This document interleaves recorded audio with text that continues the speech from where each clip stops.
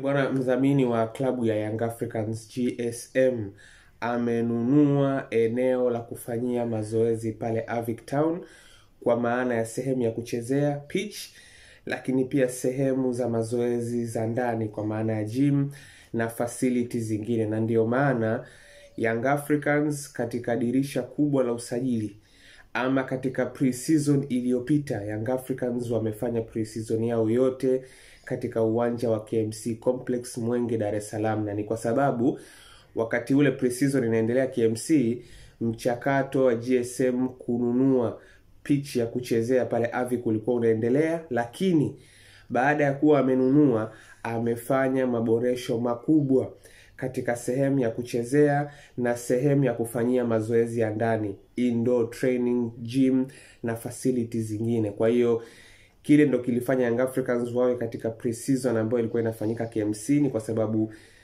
mdhamini alikuwa anafanya uwekezaji katika eneo lile la kuchezea, kwa sababu Young Africans walikuwa wanalikodi kwa sehemu yote. Wengi tunafahamu hichi kitu. Kwa sehemu yote ya takriban miaka 4-5 iliyopita, Young Africans walikuwa wanatumia ile pitch ya Avic na sehemu zingine za mazoezi za ndani kama sehemu ya kukodi hivi.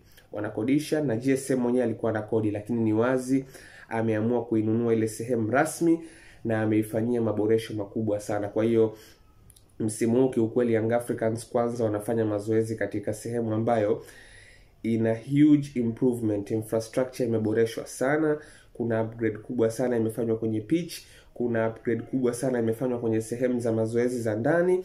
Lakini mwisho wa siku pia hii gharama yote ambayo GSM ameitumia haitoki katika mfuko ama haitoki katika uwekezaji ambao ama budget ambayo Young Africans waliamua kuitumia.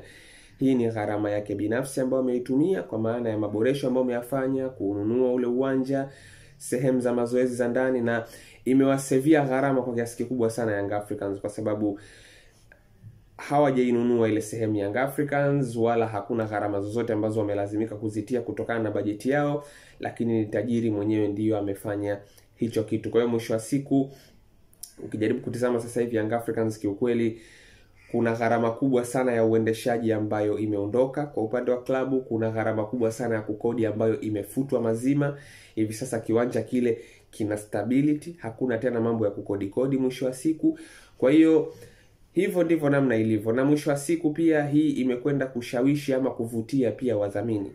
Kama mtu anakumbuka vizuri, Young Africans toka mwezi wa 9, mara baada tu ya kuanza kurudi pale Avic na maboresho kufanywa, Young Africans wakaingia mkataba na kampuni kutoka Uholanzi ya Blackbird, ambayo yenyewe inasimamia teknolojia ya AI kwa niaba ya wachezaji. Inatumia AI kwa ajili ya kupima utimamu wa wachezaji, kwa ajili ya kupima ufanisi wa wachezaji uwanjani.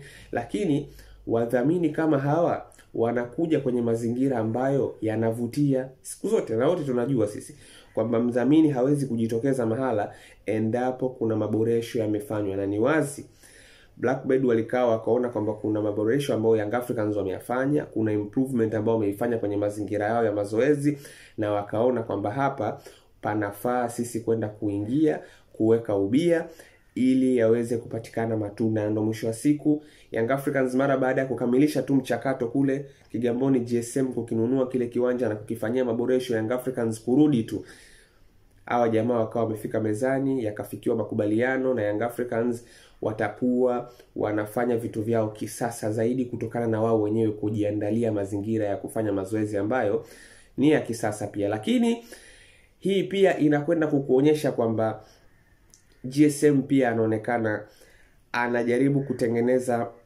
mawazo ama namna ambavyo anaweza kuuendea mpango wa uwanja ambao aliahidi Unajua mwisho wa siku unapoweza kuchukua pitch kama hivi, ukainunua ile pitch, ukaamua kuifanya ni ya kwako, kukawa kuna utulivu pale, ukaiboresha, ni wazi kwamba tayari huyo mtu anaonekana yuko serious. Yani kwamba ameshamaliza mchakato wa pitch, lakini ni kama vile anajiandaa kwa ajili ya mapinduzi makubwa zaidi ya uwanja ambao wamekwenda kuahidi mwisho wa siku watakwenda kuujenga pale Twiga na Jangwani. Kwa hiyo hicho ndicho ambacho kiukweli kinaendelea. Young Africans wanafanya mazoezi katika moja ya pitch bora kabisa nchini hivi sasa.